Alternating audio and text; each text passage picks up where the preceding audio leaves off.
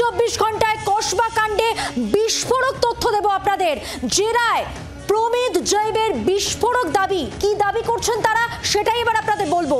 পরিকল্পনা করেই ছাত্রীকে ধর্ষণ করা হয়। ঘটনার দুদিন আগে পরিকল্পনা মনোজিতের, ছাত্রীর সঙ্গে সহবাসের ইচ্ছে ছিল মনোজিতের। দুদিন আগে মনোজিৎ সেই কথা জানিয়েছিল। মনোজিতই নির্দেশ দেয় ছাত্রীকে আটকে রাখতে। দাদার কথা শুনলে রাজনৈতিক পথ পাবে। আরো একবার শোনাই আপনাদের, দাদার কথা শুনলে নাকি রাজনৈতিক পথ পাবে। ছাত্রীকে প্রথমে টোপ দেওয়া হয়েছিল, রাজি না হলে ধর্ষণের পরিকল্পনা ছিল মনোজিতের। জেরায় বিস্ফোরক দাবি প্রমিত এবং জৈবের।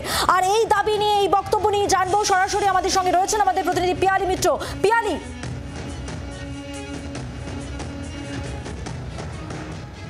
একেবারে দেখো, অত্যন্ত বিস্ফোরক এই তথ্য এবং যে দাবি মনোজিতের দুই সাকরেদ প্রমিত এবং জয়ীব, তারা দুজন এই মুহূর্তে পুলিশের হেফাজতে রয়েছে।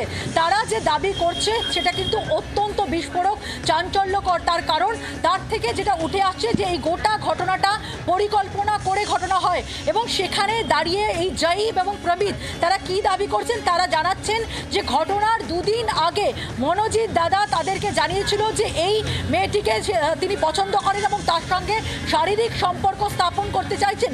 সেই কারণে জয়ীব এবং প্রমিতকে তিনি দায়িত্ব দিয়েছিলেন যে গত 25 তারিখে যখন নির্ধারিত পরিকল্পনা অনুযায়ী কলেজে ফর্ম ফিল আপ রয়েছে, সেই সময় যখন এই ছাত্রী ফর্ম ফিল আপ করতে আসবে সেই সময় যেন তাকে কোনো অজুহাত দিয়ে আটকে রাখা হয়, পুলিশ সূত্রে যেটা খবর। এবং সেই কারণেই ছাত্রী যখন একাধিকবার চলে যেতে চেয়েছিল তাকে কিন্তু যেতে দেওয়া হয়নি, তাকে আটকে দেওয়া হয় নানা অজুহাত দিয়ে।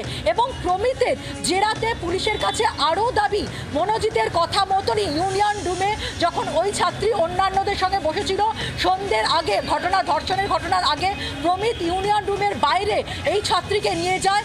সেখানে নিয়ে গিয়ে তাকে বোঝায় যে যদি দাদার কথা শোনে তাহলে পলিটিক্যাল পথ পাবে, দাদার প্রতি আস্থাভাজন থাকলে অনেক সুযোগ সুবিধা পাওয়া যাবে। এর কিছুক্ষণ পরে প্রমিত এবং এই ছাত্রী তারা দুজন ইউনিয়ন রুমে আসে। ইউনিয়ন রুমে আসার পর যে প্রমিতকে জিজ্ঞেস করে এই মনোজিৎ যে তাকে সমস্তটা বুঝিয়ে বলা হয়েছে কিনা।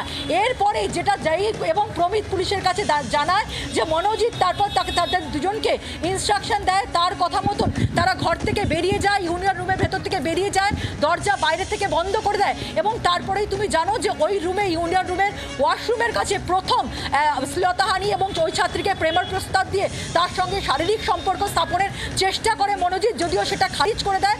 এবং তারপরের যে পর্ব সেটা নিয়েও জয়ীব এবং তার সঙ্গে সঙ্গে প্রমিত তারা পুলিশের জেরায় দাবি করছে। এরপর মনোজিৎ তাদের ইনস্ট্রাকশন দেয় যে যখন ওই ছাত্রী বেরিয়ে যাচ্ছিল তাকে ধরে নিয়ে আসার পর গার্ড রুমের মধ্যে তাকে ধর্ষণ করা হয়। অর্থাৎ পুরো ঘটনাটা কোনোভাবে কিন্তু আকস্মিক বা সেই দিন ঘটেনি, আগে থেকেই পরিকল্পনা করেছিল মনোজিতের এই মোডাস। আমরা আগেও শুনেছিলাম যে বিভিন্ন সময় মেয়েদের কুপ্রস্তাব সে দিত, কিন্তু এই ছাত্রীকে আগে থেকে টার্গেট করা হয়েছিল।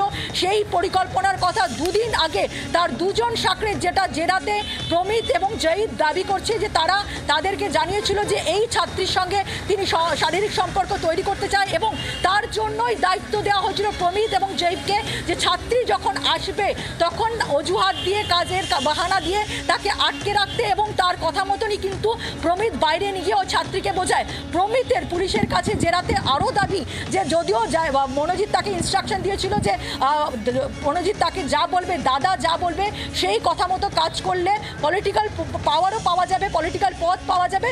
প্রমিতের দাবি, যদিও কোনো শারীরিক সম্পর্ক স্থাপনের কথা তিনি অন্তত তার দিক থেকে বলেননি, কিন্তু পুলিশ যেটা বলছে, দাবি করছে যে গোটা বিষয়টা পরিকল্পনা করা হয়। মনোজিৎ দুদিন আগেই এই বিষয় স্থির করেছিল, সেই অনুযায়ী বাকিরা চলে গেলেও এই দুজন তারা থেকে যায় যারা মনোজিতের কথা মতো দুদিন আগে থেকে কাজে নেমেছিল। এবং সে একেবারে মনোজিৎ স্থির করে রেখেছিল যদি ওই ছাত্রী তার কথা মতন শারীরিক সম্পর্ক স্থাপন করতে রাজি না হয় তাহলে জোর করেই তার উপর নির্যাতন চালাবে। যে ঘটনা এই জায়গায় পিয়ালি তোমাকে একটু বিরত করছি, আমার সঙ্গে দেবাংশু ভট্টাচার্য টেলিফোন লাইনে রয়েছে। দেবাংশু বাবু, কসবা কাণ্ডে বিস্ফোরক তথ্য এবার সামনে আসছে। জেরায় ওই মনোজিতের যারা সাগরেদ প্রমিত এবং জয়ীব তারা বিস্ফোরক দাবি করেছে। তারা যেটা বলছে যে পরিকল্পনা করে, অর্থাৎ আচমকা নয়, পরিকল্পনা করে ছাত্রীকে ধর্ষণ, এবং ঘটনার দুদিন আগে পরিকল্পনা করা হয় ছাত্রীর সঙ্গে সহবাসের ইচ্ছে ছিল মনোজিতের, এবং মনোজিৎ নির্দেশ দেয় ছাত্রীকে আটকে রাখার জন্য এবং টোপ দেওয়ার কথা বলা হয়েছে উল্লেখ্যভাবে। দাদার কথা শুনলে নাকি রাজনৈতিক পদ পাবে, ছাত্রীকে এই টোপই দেওয়া হয়েছিল, আর রাজি না হলে ধর্ষণের পরিকল্পনা। দেখুন, আমি প্রথমেই পুলিশ প্রশাসন এবং কলকাতা পুলিশকে অসংখ্য ধন্যবাদ জানাতে চাই। তারা এত প্রম্পট অ্যাকশন নিয়ে শুধু অ্যারেস্ট করা নয়, এই ঘটনার রুট অবধি গিয়ে ঠিক কি মোটিভ, কি প্ল্যানিং, কতটা আগের থেকে প্ল্যানিং করে এই কাণ্ড ঘটানো হয়েছে, সবটাই তাদের তদন্তে আস্তে আস্তে পেঁয়াজের খোসার মতো বেরিয়ে আসছে। আমি থ্যাঙ্কফুল কলকাতা পুলিশের কাছে একজন নাগরিক হিসাবে, দলের সদস্য তো অনেক পরে।